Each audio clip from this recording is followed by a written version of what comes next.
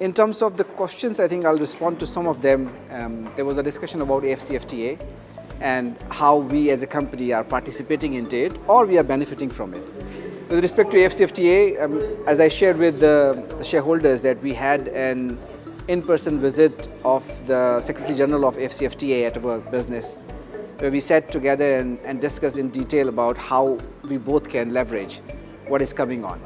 They can leverage as a big pharmaceutical company which is already existing in local manufacturing space, which is one of the priority areas for them to promote local businesses. And for us, it was how we access those markets, right? It is always a challenge in Africa to access different markets. So we discussed about how they can help us and work on easing out regulations so that the business becomes easier. And in pharmaceuticals, it is more complicated than others because there is a lot of restrictions with respect to the human medicine regulations in each country. The second was that how we integrate the market. Can we do something about pool procurement? And because pool procurement enables easy buy from the local manufacturers. We also spoke about how the capital could be easily accessible to local manufacturers at a lower interest, obviously, right?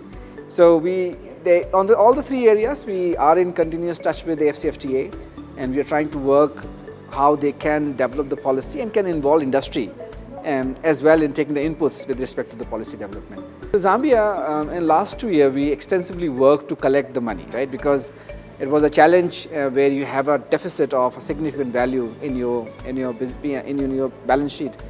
So we worked on that, and I'm happy to say that out of the total which was outstanding, right now we only have 7 billion Uganda shilling to collect, which we are also confident that within this year we should be able to collect. Even with that, with collection, it has opened up more opportunity for business. So we are now looking Zambia as also an avenue to restart the business, which we did in past and stopped because of the issue of payment. But now with the risk mitigations in place, obviously we're not gonna do the business where we again sell the goods and don't collect. So now it is with controls where we make sure that we have either advanced mechanism to avoid any failure of paying us back. So we're working on that, and hopefully we'll start doing business with them as well.